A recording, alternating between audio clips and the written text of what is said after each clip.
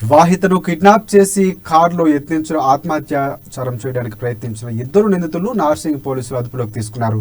బాచుపల్లికి చెందిన శుభం శర్మ, మరో నిందితుడు సుమిత్ కుమార్ శర్మ కారులో వెళ్తూ పీరం చెరువు ఇండస్ వ్యాలీకి వెళుతున్న మహిళను కిడ్నాప్ చేశారు. ఆమెపై నిర్మానుష్య ప్రాంతానికి తీసుకువెళ్లి అత్యాచారానికి ఒడిగట్టారు.